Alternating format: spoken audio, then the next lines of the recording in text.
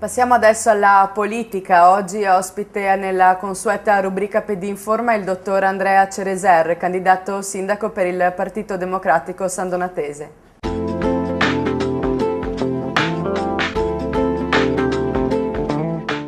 Siamo qui alla sede del Partito Democratico Sandonatese con il dottor Cereser, candidato sindaco a Sandona di Piave.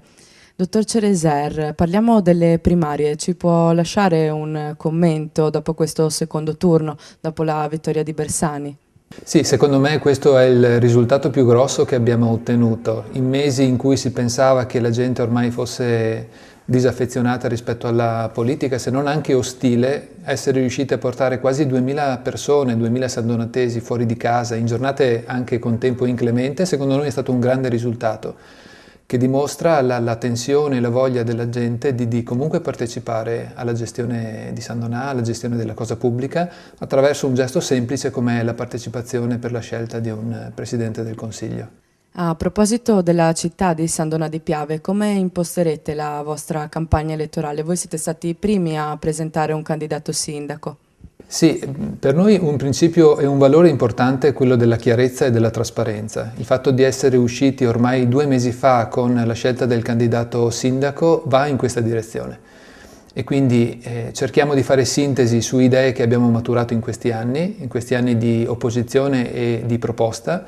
Metteremo a disposizione delle persone le nostre idee perché possano essere ulteriormente migliorate e in questo modo crediamo di dare un segnale appunto in direzione della partecipazione e della chiarezza, diversamente da quello che accade in altri schieramenti dove ancora sono molto preoccupati di quelle che saranno le alleanze. In che modo state cercando di rinnovarvi? Quali sono i punti forti che proporrete?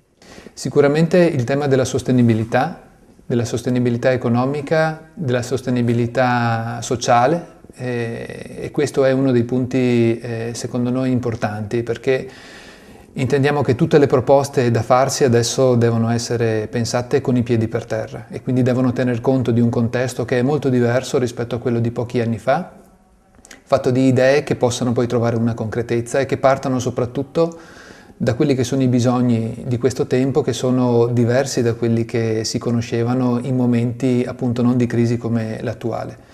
Sicuramente per noi è importante privilegiare la creazione di relazioni tra l'amministrazione e le persone, di relazione tra l'amministrazione e i gruppi, da quelli economici a quelli associativi, di volontariato o altro, che solo se riescono a lavorare in sinergia verso un obiettivo comune potranno massimizzare le risorse che ci sono, che prima che essere risorse economiche sono risorse di competenza, e cioè risorse umane. La sostenibilità può essere accostata all'occupazione, la green economy può essere effettivamente uno spunto per uscire da questa crisi?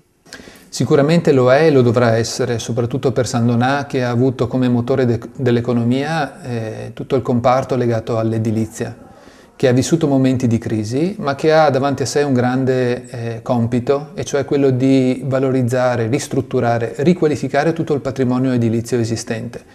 Noi pensiamo che una edilizia riqualificata possa trovare e offrire occasioni di lavoro, che è una delle priorità, anzi la priorità di questo momento, per molti nostri concittadini. Un'iniziativa molto interessante da parte del vostro partito, un questionario, 5 minuti per la tua città, può spiegarci di cosa si tratta? Beh, abbiamo sfruttato l'occasione delle primarie, quindi sia la prima votazione sia il ballottaggio, per distribuire agli elettori un questionario semplice fatto di poche domande, in cui potessero esprimere come vedono la propria città e come la vedrebbero migliorata.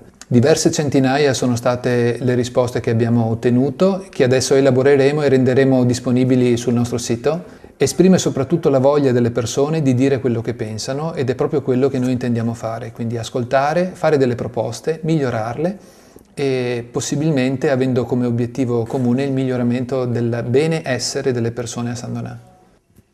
Ringraziamo il dottor Andrea Ceresari, candidato sindaco per il Partito Democratico Sandonatese. Noi ci rivediamo al prossimo appuntamento con la politica. Grazie.